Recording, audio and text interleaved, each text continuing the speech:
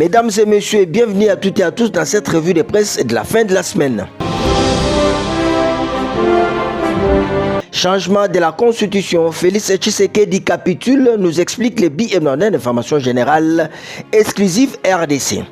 Plusieurs mois après s'être engagé fermement dans la voie du changement de la Constitution, le président Félix Tshisekedi capitule, nous dit notre confrère, après avoir défié bec et ongle tous ses pourfendeurs et opposants membres de la société civile dans sa volonté de changer la loi fondamentale du pays.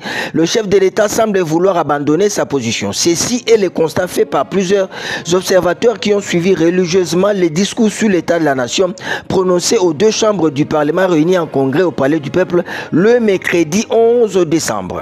De la révision de la Constitution à la réforme constitutionnelle, changement des narratifs à la présidence, l'exclamation est du quotidien Information Générale Econews.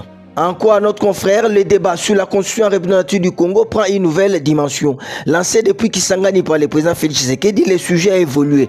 Mercredi, lors de son discours devant le Parlement réuni en congrès, le chef de l'État a introduit un nouveau terme, réforme constitutionnelle. Cette expression vient remplacer les discussions initiales autour d'une révision ou d'un changement de la Constitution, sémant ainsi les troubles sur les intentions précises du gouvernement, nous explique Econews. Dans le même ordre d'idées, RDC, banditisme urbain, Félix Tshisekedi appelle à l'adoption des mécanismes efficaces de réinsertion de jeunes désœuvrés, rapporte le site d'information générale pifo.net.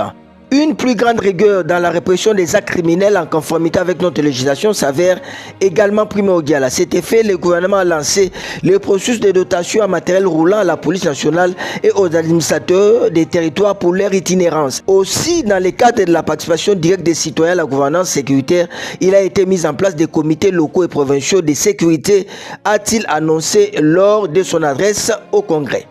Dans un autre chapitre, l'obito sur la côte atlantique pour Washington, Tazara dans l'océan Indien pour Pékin, USA et Chine, la course aux minéraux du Katanga, rapporte le petit hebdomadaire d'information générale Africa News. En quoi notre confrère, la prochaine guerre mondiale pourrait être celle de la transition écologique. Alors que le monde est frappé de plein fouet par les dérèglements climatiques, l'RD Congo est en passe d'être la clé pour la survie de l'humanité. En plus de sa forêt vierge et dense qui est aujourd'hui avec l'Amazonie, le plus grand poumon vert du globe, ces géants d'Afrique centrale attisent également les convoitises des grandes puissances pour son sous-sol riche en minerais stratégiques indispensables à la transition écologique. Cuivre, cobalt, lithium, zinc, etc. Terminons par ces titres d'Ibi hebdomadaire d'information générale Ouragan. Un arrêté ministériel falsifié.